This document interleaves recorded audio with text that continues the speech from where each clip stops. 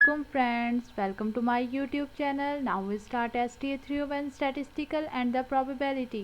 इससे पहले कि मैं नेक्स्ट प्रोड्यूस करूं, अगर आप लोगों ने मेरे चैनल को सब्सक्राइब नहीं किया है तो प्लीज़ सब्सक्राइब माई चैनल.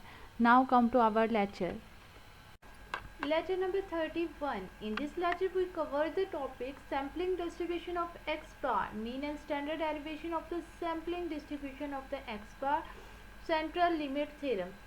सबसे पहले हमारे पास आएगा इंटरफ्रेंटल स्टेटिस्टिक. इंटरफ्रेंटल स्टेटिस्टिक क्या होता है? ये स्टेटिस्टिक की एक ब्रांच है. इसमें हम जो रियल डेटा कलेक्ट करते हैं ऑन सैम्पल बेसिस, ये हमें उसका रिजल्ट देती है.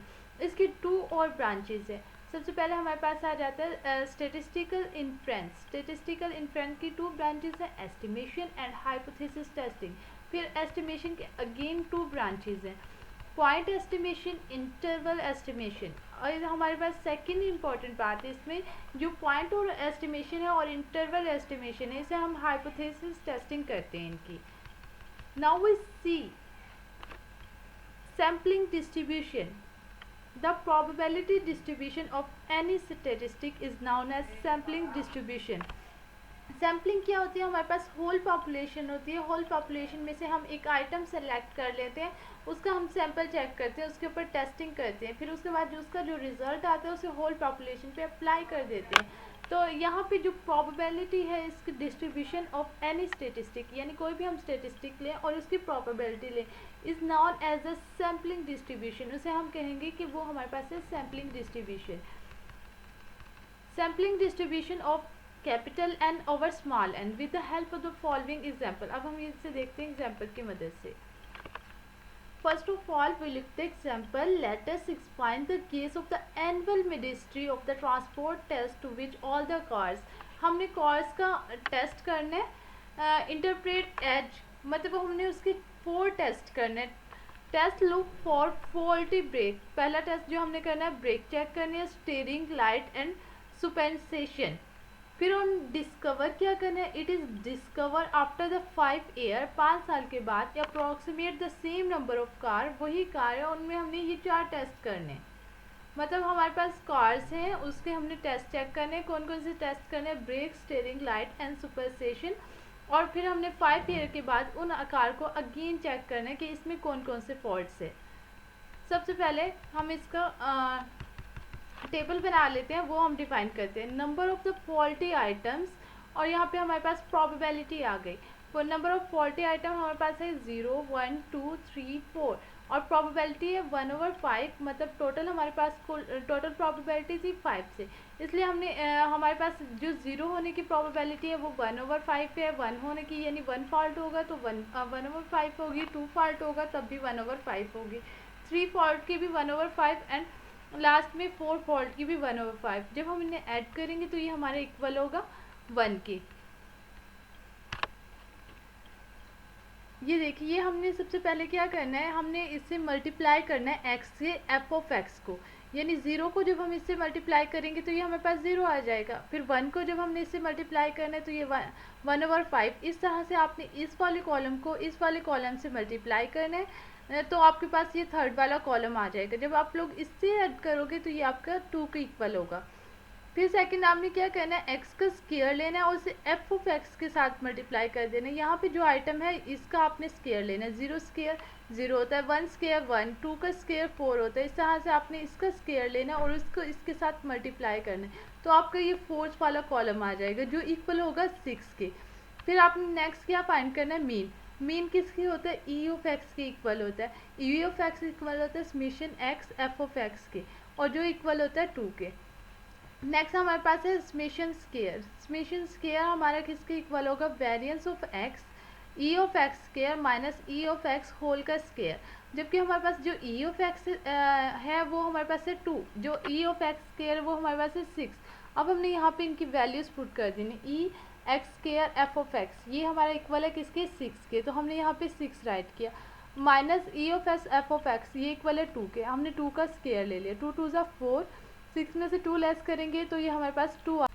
नेक्स्ट देखिए हमारे पास है let consider the situation when only 2 car are tested after being select at the roadside by the mobile testing situation. The following table give all the possible situation, यानी हमने 5 में से 2 कार्ड सेलेक्ट किए हैं, उसके ऊपर हम टेस्टिंग अप्लाई कर रहे हैं। ये number of the faulty items, यानी ये हमारे पास फर्स्ट कार है और नंबर ऑफ फॉल्टी आइटम्स 0 से 4 है। ये सेकंड कार है, नंबर ऑफ फॉल्टी आइटम्स 0 से 4 है। अब देखिए यहाँ पे हमने इसका सैम्पलिंग की है 0 0। फर्स्ट में हमारे पास 0 0, फिर 0 1, 0 2, 0 3, 0 4। उस तरह से यहाँ पे 1 और यहाँ पे 0, फिर यहाँ पे 1 और यहाँ पे 1, फिर 1 and 2, 1 and 3। इस तरह से ये हमारे पास 25 सैंपल आए हैं। यानी जो हमारे पास n है, कैपिटल N, वो हमारे पास है 5, और जो स्मॉल n है वो हमारे पास है 2। 5 को 5 से हम मल्टीप्लाई करेंगे, यानी 5 raised to power 2 is equal to 25। इसलिए ये हमारे पास 25 सैम्पलिंग बने हैं। नेक्स्ट देखिए, हमने इस 0 0 और 0 1 को नेम दे दिए। यहाँ पे देखिए 0 0 की जगह हमने 0.0, फिर 1 की जगह 0.5, हमने 0.5 के डिफरेंस से यहाँ पे ये राइट कर दिए। 1.0, 1.5, 2.0, इस तरह से ये हमने सब 25 सैम्पल्स का इस तरह से कर लेना है। नेक्स्ट हमने क्या करना है, हमने एक तरफ लेना है सैम्पल मीन और दूसरी तरफ लेना है number of the sample. Sample mean क्या है, मतलब उसमें टेबल में हमारे पास कितने डिजिट यूज़ हुए हैं। जैसे कि हमारे पास 0 0, 0 5, 0 1, 1 5, 2 0, इस तरह से हमने इनको एक नंबर ऑफ सैम्पल्स, यानी सैम्पल मीन में हमने ये सब राइट कर लेने हैं। नंबर ऑफ सैम्पल, अब हम इसमें क्या राइट करेंगे, हम चेक करेंगे 0.0 कितने टाइम में, 1 टाइम में। फिर हम चेक करेंगे 0.5, ये देखिए ये अबव हमारे पास टेबल है, यहाँ पे हमने चेक किया 0.5 2 टाइम में।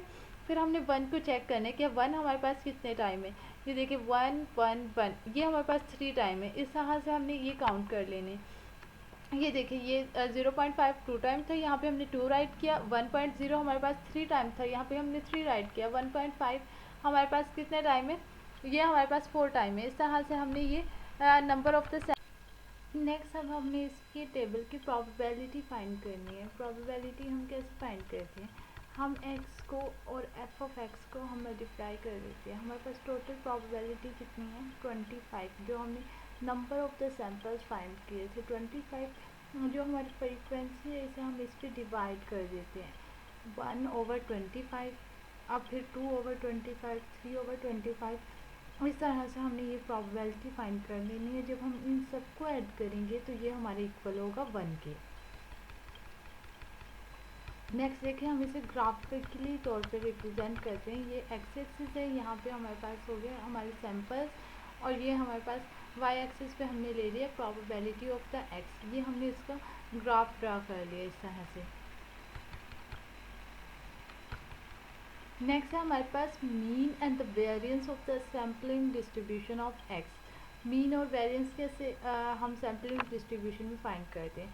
म्यू ऑफ एक्स बार, इसे हम म्यू ऑफ एक्स बार से रिप्रेजेंट करते हैं, जो इक्वल होता है ई ऑफ एक्स बार के। E of x bar equal होता है summation x bar f of x bar के, और summation square x bar equal है वेरिएंस ऑफ एक्स बार के, जो इक्वल होता है summation x square minus E x bar whole का स्क्वायर, इसके इक्वल होता है। फर्स्ट ऑफ ऑल हमने राइट किया समेशन एक्स बार का square f of x minus summation x bar f of x whole का स्क्वायर। ये हमारे पास मीन एंड स्टैंडर्ड डेरिवेशन के फार्मूलाज हो गए। अब हमने मीन और स्टैंडर्ड डेरिवेशन कैसे फाइंड करनी है। अभी हमने यहाँ पे इसका फार्मूला पढ़ा है कि हम एक्स और एफ ऑफ एक्स को मल्टीप्लाई करते हैं। ये देखें एक्स और एफ ऑफ एक्स बार को हमने यहाँ पे मल्टीप्लाई करना है। ये हमारे पास एक्स है और ये हमारे पास एफ एक्स बार है। हमने इन दोनों को आपस में मल्टीप्लाई करना है, तो जब हम इन दोनों को मल्टीप्लाई करेंगे तो ये हमारे पास थर्ड वाला कॉलम आ जाएगा। ये देखिए 0.5 को हमने मल्टीप्लाई करना है 2/25 से, तो ये हमारे पास 1/25 आ जाएगा। जब इन दोनों को मल्टीप्लाई करेंगे तो ये थर्ड कॉलम आ जाएगा। फिर हमने क्या करना है, एक्स का स्क्वायर लेना है और इसे एफ एफ एक्स से मल्टीप्लाई करना है, यानी यहाँ पे जो वैल्यू होगी उसका स्क्वायर लेंगे और फिर उसे इस वैल्यू से मल्टीप्लाई करेंगे। अब 0.5 का स्क्वायर लेंगे 1 आएगा, तो 1 को 2/25 से करेंगे मल्टीप्लाई, तो ये हमारे पास ऐसे आ जाएगा। फिर हम 1 का लेंगे, फिर हमने इसे 3/25 से करेंगे मल्टीप्लाई, मतलब यहाँ पे जो वैल्यू उसका स्क्वायर लेके उसे हम इससे मल्टीप्लाई करेंगे तो ये हमारे पास फोर्थ कॉलम आ जाएगा। नेक्स्ट देखिए, हमने यहाँ पे राइट किया म्यू ऑफ एक्स बार, जो ई ऑफ एक्स के इक्वल होता है और ई ऑफ एक्स इसके इक्वल होता है। ये 50/25, ये हमारे पास 2 आ गया। अब हमने वेरिएंस फाइंड करना है। वेरिएंस हम कैसे फाइंड करते हैं? Variance of x bar is equal to E of x square minus E x bar whole का स्केयर। अब हमारे पास ई ऑफ एक्स स्केयर हमारे पास है 5 माइनस ये हमारे पास 2, इसका हमने लेना है स्केयर, 2 का square. 5 minus 4 is equal to 1। अब हम इसका 1 का अंडर रूट लेंगे तो ये हमारे इक्वल हो जाएगा 1 के। फिर these computational lead to the following two very important properties of the sampling distribution of x bar। यहाँ पे दो important properties हैं sampling distribution की x bar में। In each case of the sampling with replacement as well as in the case of the sampling without replacement। यहाँ पे दो हमारे पास केस हैं, एक with replacement और एक without replacement। सबसे पहले हमारे पास है mu x bar is equal to mu, यानी जो म्यू एक्स बार होगा वो म्यू के इक्वल होगा, और अगर म्यू 2 है तो म्यू एक्स बार भी 2 होगा। सेकंड प्रॉपर्टी हमारे पास है वेरिएंस के लिए। वेरिएंस को हम समीशन एक्स बार से डिफाइन करते हैं। Case of the sampling with replacement, अगर विद रिप्लेसमेंट होगा तो ये हमारे पास इक्वल होगा summation over n under root. Summation हमारे किसके इक्वल है? 2 अंडर रूट की। 2 under root divided by 2 under root, ये एक दूसरे से कैंसिल आउट हो जाएंगी तो ये हमारे पास 1 आ जाएगा। ये है हमारे विद रिप्लेसमेंट। अब हम देखेंगे विदाउट रिप्लेसमेंट। विदाउट रिप्लेसमेंट कैसे होगा? In the case of the sampling without replacing from a finite number of population, summation x bar is equal to summation n under root over n minus n over n minus 1। ये हमारे पास आ जाएगा without replacement. जो हमने ऊपर define किया वो with replacement है। तो यहाँ पे हमने एक और एग्जांपल ले लेनी है। यहाँ पे हम जो अपने सैम्पल साइज चूज़ करेंगे वो 125। इस तरह से यहाँ पे 2 एग्जांपल ली हुई है, ये आप एक बार देख लीजिएगा, आपको आ जाएगी समझ।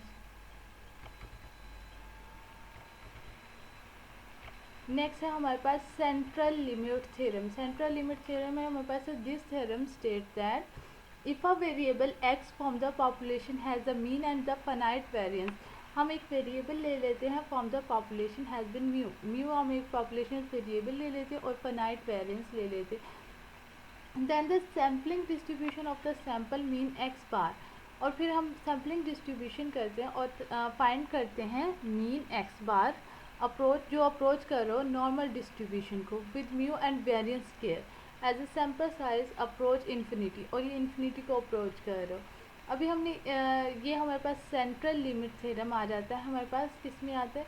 सैम्पलिंग डिस्ट्रीब्यूशन में। हम इस तरह से इसके ग्राफ को रिप्रेजेंट कर सकते हैं। Now lecture is finish. अगर आपको कोई भी क्वेश्चन है तो आप कमेंट में पूछ सकते हैं। Thank you for watching.